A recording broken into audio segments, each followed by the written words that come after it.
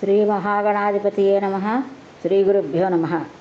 నిన్నటి భాగవతంలో విష్ణుమూర్తి అమ్మవారిని ఇలా స్తోత్రం చేసిన తర్వాత శివుడు భక్తావేశంతో స్తుతికి ఉపక్రమించాడు. ఓ సకల లోక నిర్మాణ చతుర, బ్రహ్మ విష్ణువులే నీ ప్రభావంలో జన్మించారంటే నేను అంతే కదా. పంచభూతాలు నువ్వే, అవే తిరిగి మరికొన్నింటికి కారణమవుతున్నాయి. బుద్ధి, మనస్సు, అహంకారము నువ్వే. త్రిమూర్తులను సృష్టికర్తలుగా చెప్పేవారికి నిజం తెలియదు. అసలు సిసలైన సృష్టికర్తత్వం నీది. త్రిమూర్తులు నీ సృష్టియే. పంచభూతాలలో సృష్టి జరిగినా దానిలో నీ కళ్ళ ఎందే చైతన్యం రాదు. సృష్టిలో జీవకళ నువ్వు, ప్రాణశక్తివి నువ్వు. అంచేత నీ చిత్తం వచ్చినప్పుడు సృష్టించగలవు, ఆపేయాలనుకున్నప్పుడు ఆపేయగలవు. నీ పదాంబజ రేణువుని నీ ఆజ్ఞగా స్వీకరించి మేము మా విధులను నిర్వర్తిస్తున్నాం. నువ్వు మాతో ఉంటేనే మా విధులు నిర్వర్తించగలం, లేకపోతే లేదనేది సత్యం. కానీ కొందరు అల్పాయులు ఈ విచిత్ర వినోదాన్ని అర్థం చేసుకోలేక వృధగా వివాదాస్పదులు అవుతున్నారు. ఆద్యదేవుడైన ఈశ్వరుడు అకర్త, అనీహుడు, అనుసాది, అకళశ్రీ నీ వినోదం, నీ వితీర్ణం చూస్తూ ఉంటాడని విధిజ్ఞులు అంటారు. ఈ దృష్టాదృష్ట విభేదంలో ఆ మహాపురుషుడు ఆద్య దేవేశ్వరుడు, నీ విభుడు, నీకంటే పూర్వుడు. మరి ఇంక మూడో ప్రమేయం లేదు. అయితే అమ్మా, నాదొక చిన్న సందేహం. వేదవాక్యం మిథ్య కాదు కనుక, కానివ్వకూడదు కూడా కనుక అడుగుతున్నాను. విరోధాన్ని పరిహరించి మనశ్శాంతిని ప్రసాదించు. ఏకమేవా ద్వితీయం బ్రహ్మ అని కదా చెప్తున్నాయి వేదాలు. అది నువ్వా లేక నీ విభుడైన పరాత్మ మహాపురుషుడా? ఈ ఏకత్వ ద్విత్వ విచారంలో మునిగిపోయిన నా మనస్సు ఒక నిశ్చయానికి రాలేకపోతోంది. పుణ్యం విశేషం వల్ల నీ పాదపద్మాలను సమాశ్రయించగలుగుతున్నాను కాబట్టి నీ మొగతా వినే అవకాశం లభించింది. నా సందేహం తీర్చు. నిజానికి నువ్వు పురుషుడివా స్త్రీవా అది కూడా తెలియజెప్పు. పరాశక్తిని తెలుసుకుని భవసాగరం నుంచి విముక్తుడినవుతాను. నారద, వినయంగా కేవల జిజ్ఞాసతో అడిగిన నా ప్రశ్నకు మహాదేవి మృదువుగా క్లుప్తంగా సమాధానం చెప్పింది. సందేహం తీర్చింది. ఆ విషయం చెప్తాను, గ్రహించు. చతుర్ముఖ, నాకు నా పురుషుడికి భేదం లేదు. ఎప్పుడూ ఏకత్వమే. అతడే నేను, నేనే అతడు. భేదం మతి విభ్రమం. మా మధ్య ఉన్న సూక్ష్మమైన అంతర్యాన్ని తెలుసుకున్నవాడు నిస్సంశయంగా సంసార విముక్తుడవుతాడు. బ్రహ్మం ఎప్పుడూ ఏకమే, అద్వితీయమే. ఏకమేవా అద్వితీయం బ్రహ్మ.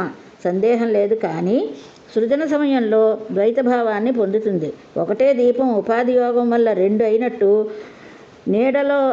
నీడయే అద్దంలో పడి ప్రతిబింబం అయినట్టు మేము ద్వైతభావం పొందుతాం, అంటే ద్విత్వాత్వం పొందుతాం. ఉత్పత్తి కాలంలో సృష్టి కోసం భిన్నత్వం సంభవిస్తుంది. అలా వైవిధ్యం ఉన్నప్పటికీ అది దృశ్యాదృశ్య విభేదమే.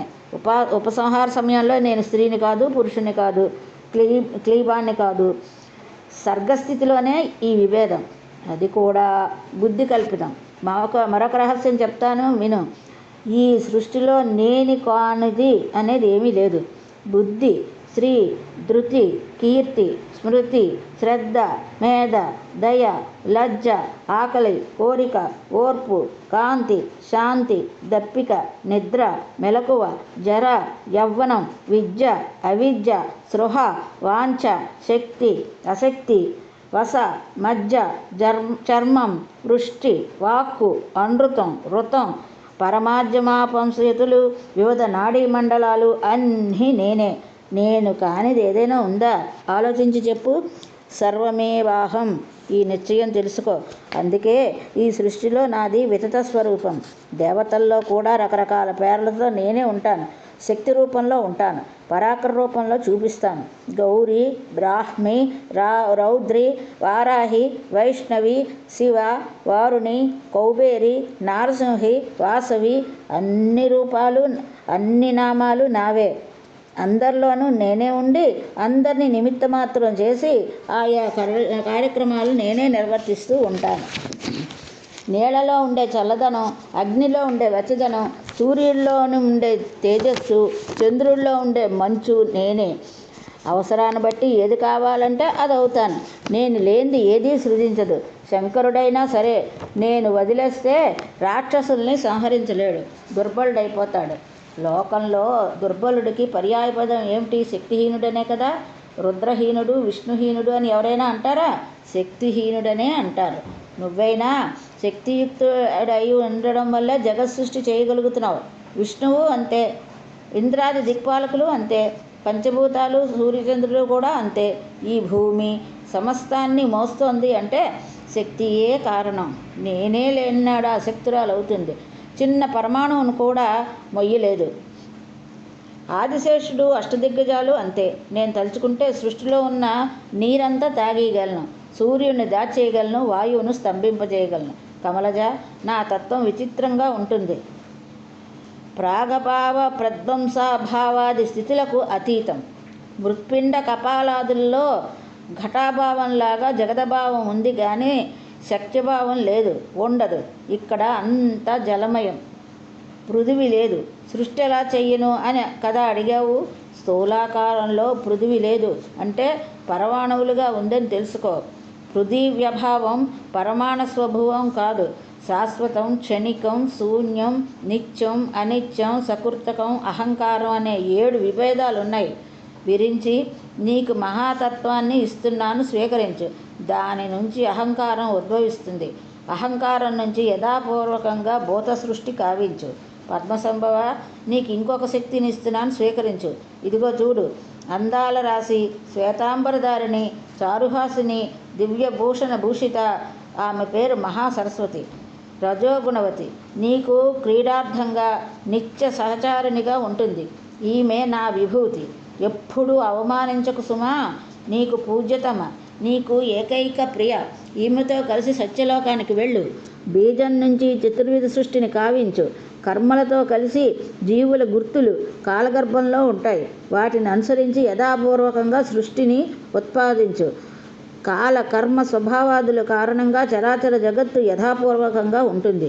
నీకు విష్ణుమూర్తి ఎల్లప్పుడూ మాననీయుడు, పూజనీయుడు, సత్వగుణ ప్రధానుడు కనుక మీ ఇద్దరికంటే అధికుడు. కష్టసాధ్యమైన పని చేయవలసి వచ్చినప్పుడల్లా ఇతడు అవతారం ఎత్తి దానవ సంహారం చేసి మీకు సహకారం చేస్తూ ఉంటాడు. ఈ శివుడు కూడా నీకు సహాయకుడుగా ఉంటాడు. వెళ్ళు, సకల దేవతల్ని సృష్టించు, సకల మానవుల్ని సృష్టించు. యజ్ఞయాగాదులు వారు నిర్వహిస్తారు, దేవతలను సంతృప్తిపరుస్తారు. అన్నింటా నా నామధేయాన్ని ఉచ్చరిస్తే చాలు, అందరికీ సంతృప్తి కలుగుతుంది. తమోగణ విశిష్టుడు కదా అని శివుడిని చిన్నచూపుకు చూడకు.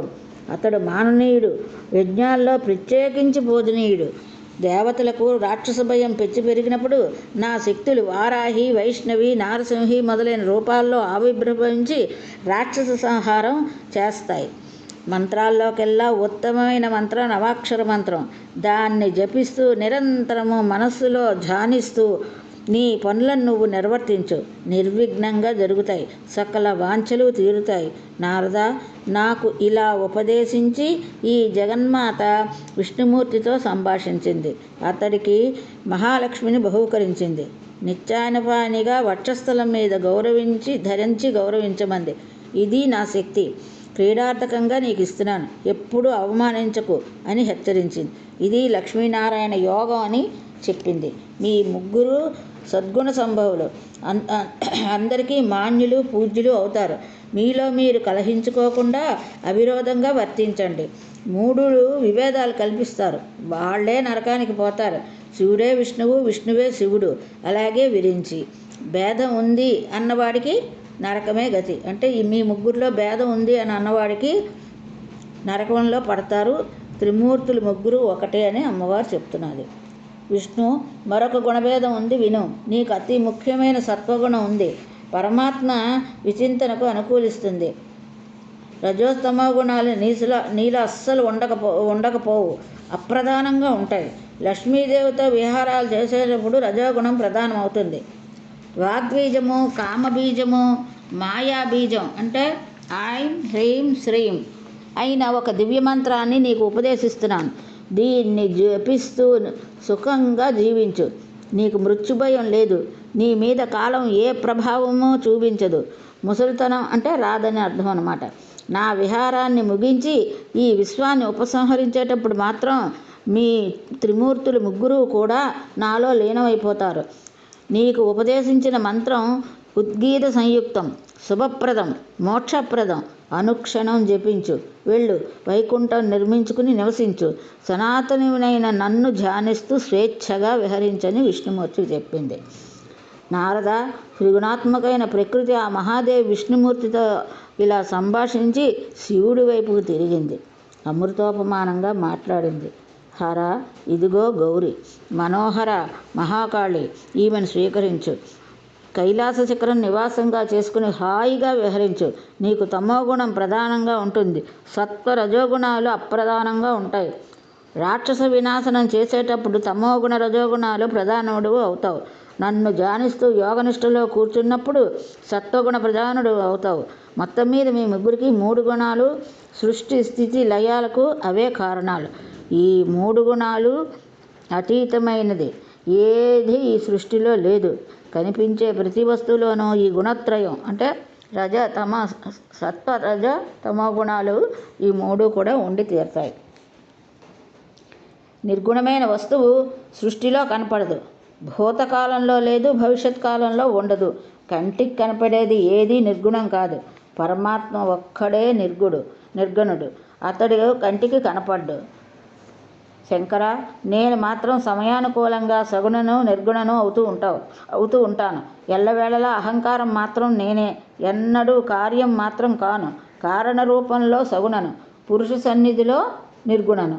అహంకారం, మహతత్వం, శబ్దాదులు, గుణాలు కార్యకరణ రూపంలో అహర్నిశము సంసారం వైపు సాగుతూనే ఉంటాయి. అహంకారమే నేనే కనుక నేనే కారణం. అహంకారమే నాకు కార్యం. అది త్రిగుణాత్మకం, అది మహాతత్వం, అది బుద్ధి. దాని నుంచే తన్మాత్రలు ఉత్పన్నమవుతాయి. పంచభూతాది సర్వ సృష్టి సముద్భవానికి అవే కారణం. కర్మేంద్రియాలు 5, జ్ఞానేంద్రియాలు 5, మహాభూతాలు 5 అంటే పంచభూతాలు 5 అన్నమాట. మనస్సు 16వది. ఈ 16వ కార్యాకరణ గణం పరమాత్మ అనబడే ఆది పురుషుడు కార్యము కాదు, కారణం కూడా కాదు. శంభు, ఇది సృష్టి రహస్యం. మీ ముగ్గురికి సంక్షిప్తంగా తెలియజేశాను. ఇదిగో ఈ దివ్య విమానంలో బయలుదేరి మీ కార్యాలు నిర్వహించండి. విషమ పరిస్థితి ఏదైనా ఎదురైనప్పుడు నన్ను స్మరించండి. స్మరణ మాత్రం చేత నేను మీకు దర్శనం అనుగ్రహిస్తాను. అలాగే సనాతుడైన పరమాత్మను కూడా తలుచుకోండి. మా ఇద్దరినీ తలుచుకుంటే మీకు కార్యసిద్ధి నిస్సంశయంగా కలుగుతుంది. నారద, ఆ జగదీశ్వరిలా మా ముగ్గురిని 3 శక్తుల్ని బహూకరించి బ్రహ్మ విష్ణు మహేశ్వరులకు సరస్వతి, లక్ష్మి, మహాకాళి శక్తులను బహూకరించి వీడ్కోలు పలికింది. అక్కడి నుంచి కదిలి యువతలకు వచ్చేసరికి మళ్ళీ మాకు యథాపూర్వకంగా పురుష రూపాలు వచ్చాయి. అంటే ఇంతకుముందు చెప్పుకున్నాం కదా, ఆడవాళ్ళు అయిపోయారు అని చెప్పి త్రిమూర్తులు. ఇప్పుడు అక్కడి నుంచి బయటకు వచ్చేసరికల్లా మళ్ళీ త్రిమూర్తుల రూపాలు వీళ్ళకి వచ్చేసాయి. ఆశ్చర్యంగా తనువులు తడుముకొని చూసుకున్నాం. జగన్మాత ప్రభావాన్ని తలుచుకుంటూ దివ్య విమానాన్ని అధిరోహించాం. మరి ఇంకా ఆ సుధాసింధువు కానీ, ఆ శ్వేతదీపం కానీ, ఆ మహాదేవి కానీ కనిపించలేదు. దేవేరులతో కలిసి అంటే సరస్వతి, లక్ష్మి, మహాకాళితో కలిసి మేము ముగ్గురం ఉన్న విమానం బయలుదేరింది. వెనకటికి మధుకైటబులను విష్ణుమూర్తి సంహరించిన మహాజలనిధి దగ్గరికి విమానం వచ్చింది. నా పద్మాసనం సన్నిధిలో నిలిచింది. బ్రహ్మదేవుడు ప్రసంగం ముగించాడు. నారదుడికి చాలా సందేహాలు తొలగడంతో పాటు కొత్త సందేహాలు కూడా చాలా పుట్టుకు వచ్చాయి. వినయంగా తండ్రిని ఇలా ప్రశ్నించాడు నారదుడు. పితామహ, అవినాశ నిర్గుణుడు, అచ్యుతుడు, అవ్యయుడు అయిన ఆదిపురుషుని గురించి మరిన్ని విశేషాలు తెలుసుకోవాలని ఉంది. దర్శనానుభవం పొందినవాడు కనుక వివరించి చెప్పు. త్రిగుణాత్మకమైన ఆదిపరాశక్తి మీరు వీక్షించారు. నిర్గుణ స్వరూపిణి సగుణ రూపంలో ఎలా ఉంటుంది? ఆ పురుషుడు ఎలా ఉంటాడు? శ్వేత రూపంలో నేనేనగా మిగతా మహర్షులనగా 1000 సంవత్సరాలు మళ్ళీ తపస్సులు చేస్తూనే ఉన్నాం, కానీ ఇంతవరకు పరమాత్మ దర్శనం మాకు లభించనే లేదు. మీకెలా సిద్ధించింది? ఎంతటి మహాభాగ్యం ఇది పద్మసంభవ! దయచేసి నా సందేహాన్ని తీర్చు. నిర్గుణుడు ఎలా ఉంటారో వివరించు. చతుర్ముఖుడు 4 వైపులా చిరునవ్వులు చిందించాడు. వాత్సల్యం తొణికిసలాడే చూపులతో నారదుణ్ణి కౌగిలించుకున్నాడు. మృదువుగా బదువులు పలికాడు. నారద మహర్షి, నిర్గుణ స్వరూపం కంటికి కనిపించదు. యదృశ్యం తన్నశ్వం కనుక అది అరూపం. అంచేత నిర్గుణులు కేవలం జ్ఞానగమ్యులు, మహామునీశ్వరులకు భావనీయులు. ప్రకృతి పురుషులు అనాది నిధులని తెలుసుకో, అంటే ఆది అంతం లేనివారని తెలుసుకో. విశ్వాసంతో అభిగమ్యులు, అవిశ్వాసంతో ఎవరికి ఎప్పుడు అందరు. సర్వ ప్రాణకోటిలోనూ కనిపించే చైతన్యమే ఆదిశక్తి, ఆది పురుషుల తత్వం. అది తేజస్సు, వివిధ రూపాలుగా సర్వత్రా వ్యాపిస్తున్నది. అది నిత్యం. ఆ జంట లేని వస్తువు ఈ సంసారంలో లేదు. ఆదిశక్తి ఆది పురుషుల జంట లేని సంసారం ఈ సంసారంలో లేదు. సర్వ ప్రాణికోటిలోనూ మిళినీభూతులై ఏకరూపమై అవ్యయులై నిర్గుణులై నిర్మలులై చిదాత్మలై ఉంటారు. పరాశక్తియే పరమాత్మ, పరమాత్మయే పరాశక్తి. ఈ ఇద్దరికీ భేదం లేదు. ఈ సూక్ష్మం ముందు తెలుసుకో నారద. సర్వశాస్త్రాలను అభ్యసించిన, సాంగోపాంగంగా సర్వవేదాలను అధ్యయనం చేసిన వైరాగ్యం లేనిదే ఈ సూక్ష్మం ఎవ్వరికీ తెలియదు. ఈ స్థావర జంగమాత్మకమైన విశ్వమంతా అహంకార తత్వమే కదా, అంటే సగుణమే కదా. మరి నిరహంకార అంటే నిర్గుణతత్వాన్ని ఈ సగుణతత్వం కన్నులతో చూడడం సాధ్యమైన పనేనా? వేల సంవత్సరాలు కాదు, కల్పాశతాలు ప్రయత్నించినా కుదురుతుందా? పైత్య ప్రకోపంతో ఉన్న జిహ్వకు రుచులు తెలిసేనా? కళ్ళకలక ఉన్నవాడికి చూపు ఆనేనా? సగుణాత్మకమైన చేతస్సు నిర్గుణాన్ని తెలుసుకోలేదు. చేతస్సు అహంకార సముద్భూతం. అది తనంత తాను నిరహంకారం కాజాలదు. ఈ గుణ సంబంధ విచ్ఛేదనం జరగనంత వరకు ఆ దివ్య దర్శనం లభించదు. చిత్తాన్ని నిరహంకారంగా చేసుకోగలిగినప్పుడే ఆ మహావిరాగులు ఆ దర్శనాన్ని పొందగలుగుతారు. అంటే వైరాగ్యంలో ఉన్నప్పుడు మాత్రమే ఆమెను మనం చూడగలము అనేది ఈ మొత్తం చెప్పినటువంటి భావం అన్నమాట. పితామహ, నా 2 సందేహాలు తీరాయి. అయితే ఈ నిరహంకార స్థితిని పొందడం ఎలాగా? అహంకారం త్రిగుణాత్మక అన్నావు, ఆ గుణాలు ఏమిటి? ఒక్కొక్కటిగా వాటి తత్వం తెలియజెప్పు. వాటిని తెగతంపులు ఎలా చేసుకోవాలి? ఆ మార్గాన్ని ఉపదేశించు అన్నాడు నారదుడు బ్రహ్మదేవుడితో. నారద, గడ్డు ప్రశ్నే వేశావు. నీ జిజ్ఞాసకు మెచ్చి వివరిస్తున్నాను, ఆలకించు. సత్వ రజ స్తమో గణాలు మూడింటికి 3 శక్తులున్నాయి. సాత్వికానిది జ్ఞానశక్తి, రాజసానిది క్రియాశక్తి, తామసానిది ద్రవ్య అంటే అర్ధశక్తి. అవి చేసే పనులేమిటో ఎలా ఉంటాయో తెలుసుకో. తామసమైన ద్రవ్యశక్తి నుంచి శబ్ద స్పర్శ రూప రస గంధాలనే పంచతన్మాత్రలు సముద్భవం అయ్యాయి. వీటిలో శబ్దగుణకం ఆకాశం, స్పర్శగుణకం వాయువు, రూపం అన్నది అగ్ని, జలమేమో రసగుణకం, పృథివీ గంధగుణం ద్రవ్యశక్తులు. ఈ 10ంటికి తామస సర్గమని పేరు. ఇక రాజసమైనటువంటి క్రియాశక్తి నుంచి స్తోత్ర గ్రస నాచ స్తోత్ర గ్రసనాచక్షురాఘ్రాణాలు 5 ఇంద్రియాలు ఆవిర్భవిస్తాయి. ఇవి జ్ఞానేంద్రియాలు, కర్మేంద్రియాలు. మరొక 5 ఉన్నాయి, వాక్పాణి పాదపాయు గహ్యాలు. ఇవి కాక ప్రాణాపాన వ్యాన సమానోదాన వాయువులు 5 ఉన్నాయి. ఈ 15ంటికి రాజస సర్గం అని పేరు. క్రియాశక్తిత్వమైన ఇవి సాధనాలు, చిదనువృత్తి వీటికి ఉపాదానం. చిత్ అంటే జ్ఞానశక్తికి ఇవన్నీ ఉపాదానం అన్నమాట. సాత్వికమైన జ్ఞానశక్తి నుంచి దిక్కులు వాయువు, సూర్యుడు, వరుణుడు, అశ్వినులు ఆవిర్భవించారు. వీరు జ్ఞానేంద్రియాలకు అధిష్టాన దేవతలు. బుద్ధి మొదలైన అంతఃకరణ చతుష్టయానికి చంద్రుడు, బ్రహ్మ, రుద్రుడు, క్షేత్రజ్ఞుడు అనే 4 అధిదేవతలు. మనకి బుద్ధి గురికి కావాలంటే వీళ్ళు అధిదేవతలు. వీరే కీలాధిష్టాది దేవతలు. మనస్సులో కలిపి ఇవి మొత్తం 15.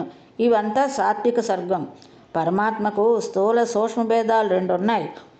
జ్ఞానరూపం మాత్రమే నిరాకారం. సాధకుడికి ధ్యానాదులకు ఉపకరించేది స్థూల రూపం, లేదా జ్ఞానాదులకు సాధకం స్థూల రూపం. పైన పేర్కొన్న తామసరాజ సర్గాల సంసర్గలతో స్థూల శరీరం ఏర్పడుతుంది. అంటే పంచతన్మాత్రలు, దశేంద్రియాలు, పంచప్రాణాల సంసర్గం. దీన్నే పంచీకరణం అంటారు. ఇది తెలిస్తే భూత సముద్భవ తత్వం అంతా నీకు బోధపడుతుంది. క్లిష్టమైనటువంటి ఈ పంచభూతాలను విడదీసి ముందుగా రసతన్మాత్రను స్వీకరించి అది జలం అయ్యేటట్టుగా మనసులో సంకల్పించాలి. ప్రథమం రసతన్మాత్రమైన పాదాయ మనస్వపి కల్పయేచ్చ తదా తద్వై యథా భవతి చోదకం.